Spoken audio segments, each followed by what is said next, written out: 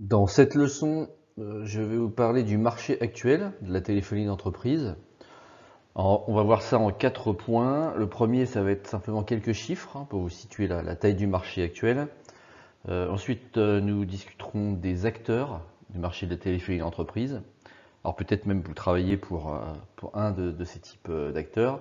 Ou sinon, si vous êtes dans une grande entreprise qui a besoin de faire un projet de téléphonie d'entreprise, vous allez être en face de ces acteurs-là, donc c'est bien de les connaître. Et puis ensuite, nous verrons la solution typique, les offres typiques que vous allez avoir qui vont être proposées aux entreprises pour les téléphonies d'entreprise. Et quatrième et dernier point de cette leçon, ça va être les tendances actuelles du marché, ce qui vraiment domine et qui est important de connaître pour comprendre où est-ce qu'on met les pieds. Alors 4 milliards de dollars, c'est à peu près la taille du marché en 2022. Alors évidemment, il ne faut pas prendre ce chiffre au pied de la lettre, parce que au final, c'est très compliqué de savoir exactement quelle taille fait un marché. Mais là, ce chiffre, je l'ai recoupé entre différents cabinets d'analyse qui publient des rapports chaque année sur la taille des différents marchés. Donc je pense qu'on n'est pas très très loin de la réalité, mais prenez ça plus comme un ordre de grandeur. Alors 4 milliards de dollars pour le marché mondial, c'est quand même un marché de taille conséquente. Ça veut dire qu'il y a beaucoup de gens qui travaillent dedans, il y a énormément d'entreprises utilisatrices, évidemment, la téléphonie d'entreprise, c'est un petit peu incontournable. Parce que, à part si on est une toute petite entreprise et qu'on peut se contenter de solutions grand public, qu'on va donner aux 2, 3, 4 employés qu'on a, à partir du moment où une entreprise est un peu de taille conséquente, ou même une taille moyenne, se passer de téléphonie d'entreprise, ça va devenir très compliqué. Donc du coup, c'est un marché qui est omniprésent dans tous les pays, sur tous les continents, partout, et c'est ce qui fait que c'est un marché aussi gros. Alors c'est aussi un marché qui est en croissance très très importante. Pourquoi? Tout simplement parce que les habitudes de travail ont quand même pas mal évolué ces dernières années, notamment avec le télétravail qui s'est beaucoup développé après la période Covid, mais c'était déjà une tendance qui était déjà là avant. Et les solutions de téléphonie d'entreprise ont tendance à ne plus être des simples solutions de téléphonie, mais à être des solutions qui font aussi d'autres choses, qui vont utiliser d'autres canaux de communication. Donc là, on va parler de communication unifiée, le fait de faire converger sur les mêmes plateformes l'ensemble des canaux de communication et l'ensemble des moyens de collaborer des personnes dans les entreprises. Et donc de fait, les solutions qui sont déployées sont de plus en plus capables de faire beaucoup de choses. Donc une entreprise va par exemple décider de remplacer sa vieille téléphonie par une nouvelle, même si ça coûte relativement cher, parce que la nouvelle solution va aussi être capable de faire beaucoup d'autres choses. Ou ça peut être aussi dans le chemin inverse, c'est-à-dire que l'entreprise a une vieille solution de téléphonie et puis à côté de ça a une solution de collaboration moderne, par exemple Office 365. Et donc l'entreprise va décider de profiter de ça pour arrêter son ancienne téléphonie et faire passer sa nouvelle téléphonie sur sa solution moderne de collaboration. Enfin, dans tous les cas, ça nous fait un marché qui est en croissance vraiment très très forte. Alors maintenant, voyons les principaux acteurs du marché de la téléphonie d'entreprise. Alors j'en ai retenu 5. Alors on peut classer beaucoup d'acteurs en fait, dans plusieurs catégories à la fois, parce qu'il y a beaucoup de grosses entreprises, beaucoup de gros fournisseurs de services qui vont avoir plusieurs fonctions et être capables de faire plusieurs choses qu'on voit ici à l'écran. Mais si on doit catégoriser, là ce que je vous montre ici permet quand même de bien comprendre qui fait quoi dans le cadre à la fois de la mise en place et de faire tourner les solutions de téléphonie d'entreprise. Alors en premier lieu, on a évidemment les équipementiers, donc ceux qui fabriquent du matériel de téléphonie. Alors ces acteurs-là, historiquement, ils étaient omniprésents. Ils sont plus ou moins en perte de vitesse pour une raison très simple, c'est qu'il y a de plus en plus de solutions de téléphonie aujourd'hui qui ne réclament pas forcément d'avoir du matériel pour pouvoir passer des appels. Donc on peut se contenter maintenant d'une application qui est installée sur le terminal du collaborateur. Et donc les équipementiers fabriquent moins d'équipements qu'avant parce qu'ils sont remplacés petit à petit par des apps. Et puis donc on va avoir le marché qui va plus aller plutôt vers la partie serveur et application que sur les équipements qui sont déployés sur les sites utilisateurs. Alors, deuxième type d'acteurs, on a les opérateurs. Donc historiquement, ça va être des opérateurs en télécom qui ont rajouté à leur catalogue des solutions de téléphonie hébergées chez eux, donc des solutions de téléphonie d'entreprise hébergées directement chez eux.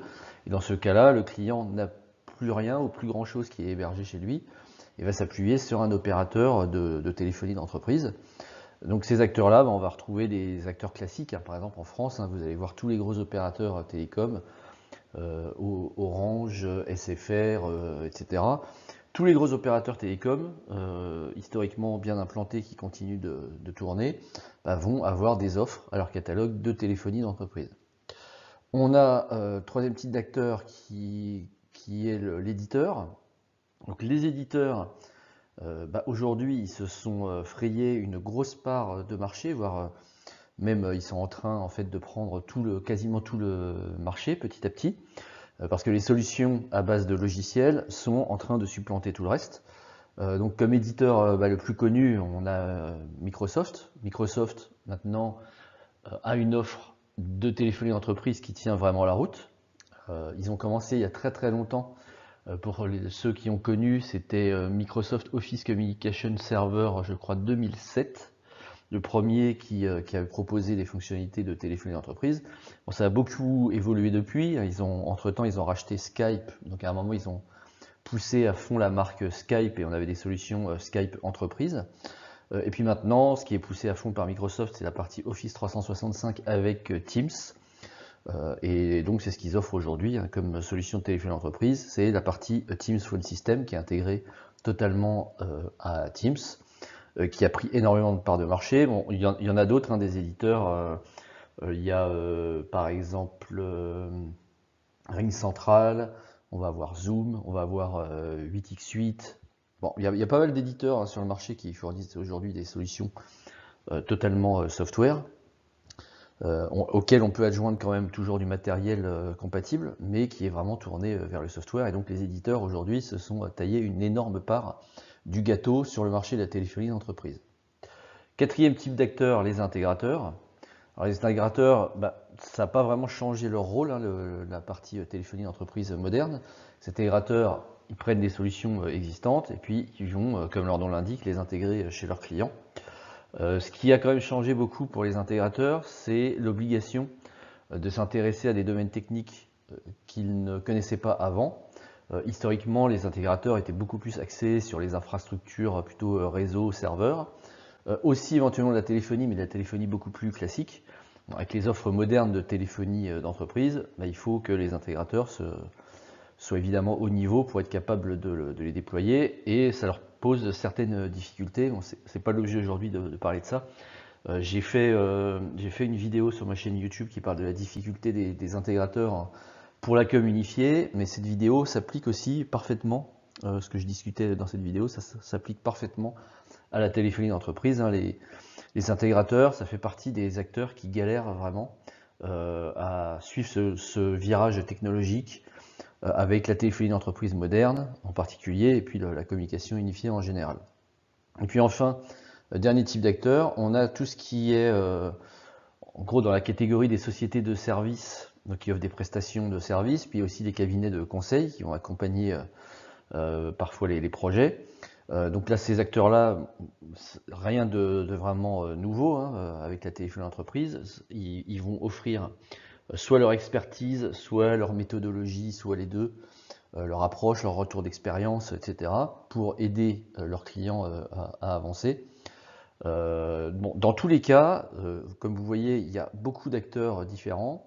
Donc si vous êtes amené à travailler sur un projet de téléphonie d'entreprise côté client, donc côté entreprise utilisatrice, vous serez confronté à beaucoup d'acteurs différents qui vont être rangés dans ces différentes catégories, et c'est ce qui va rendre donc les projets de téléphonie d'entreprise en général assez complexes à coordonner et assez complexes à exécuter, ce qui est assez différent de l'époque où on utilisait des solutions de téléphonie plus anciennes, où là, il suffisait d'avoir quelques personnes compétentes qui allaient venir installer le système sur le site, faire le brassage des câbles, etc.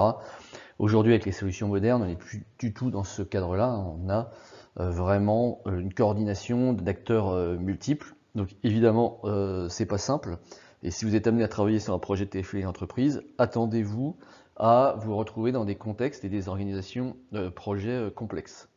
Et même si vous ne bossez pas sur des projets, mais vous êtes plutôt en aval de ça, c'est à assurer le support, par exemple, de solutions de téléphonie, même dans ce cas-là, quand il y a des incidents un peu difficiles à résoudre, un peu complexes à résoudre, ça va en général faire interagir pas mal de personnes différentes qui vont être à des endroits différents, voire dans des fournisseurs, enfin chez des acteurs différents.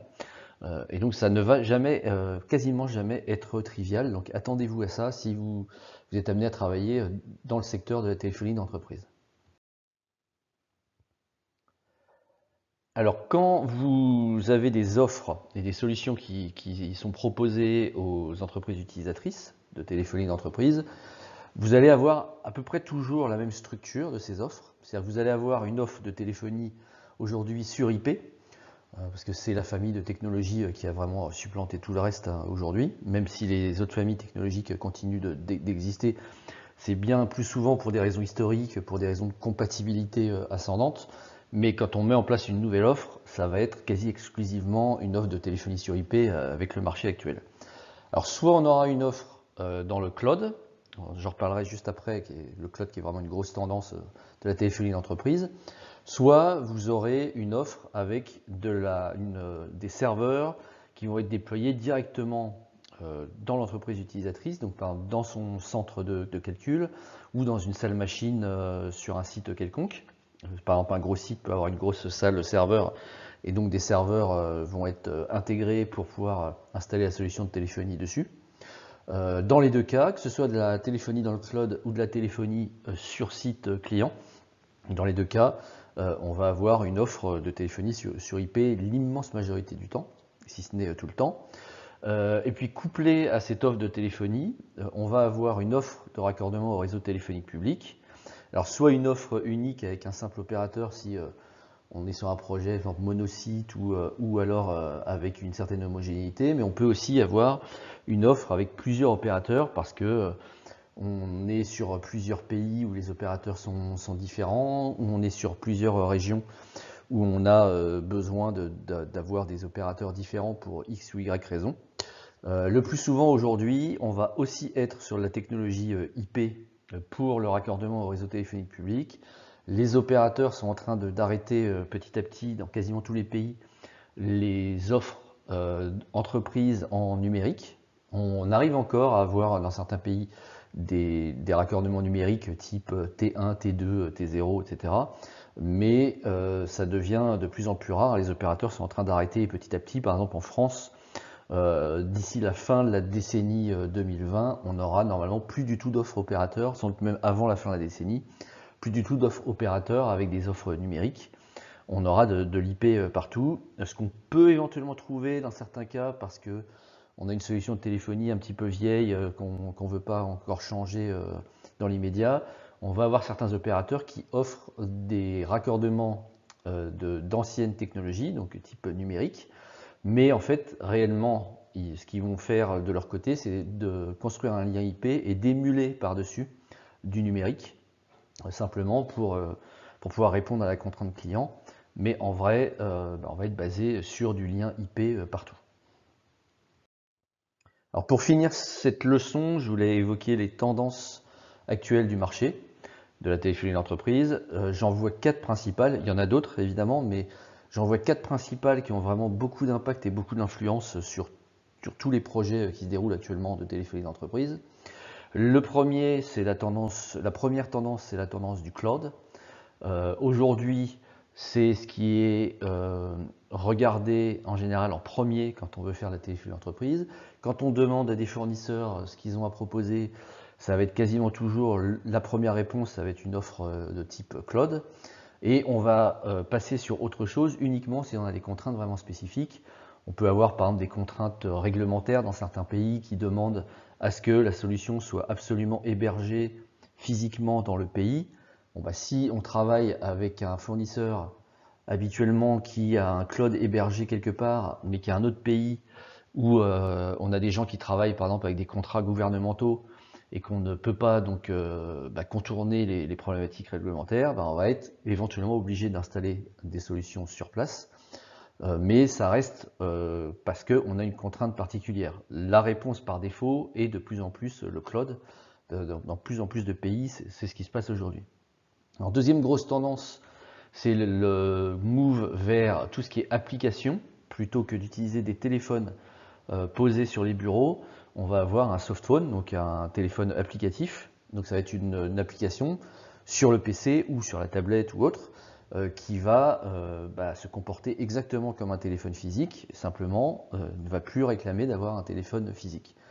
Donc les projets que j'ai fait récemment de téléphonie d'entreprise, j'avais la majorité des gens qui avaient basculé sur du softphone, même quand on migrait à partir d'une solution basée essentiellement sur des téléphones physiques, les gens sont la plupart du temps prêts à passer sur du softphone.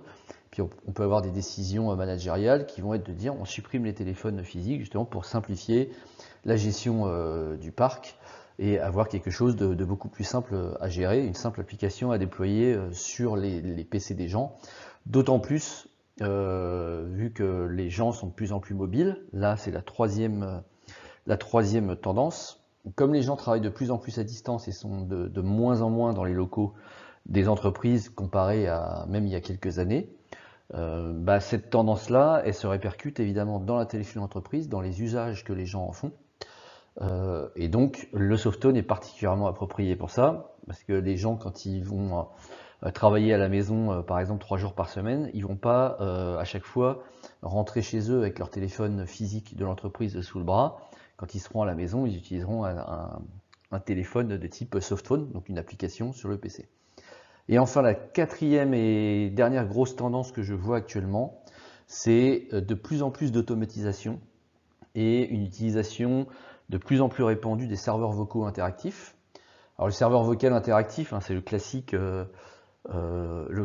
automate quand vous appelez une hotline.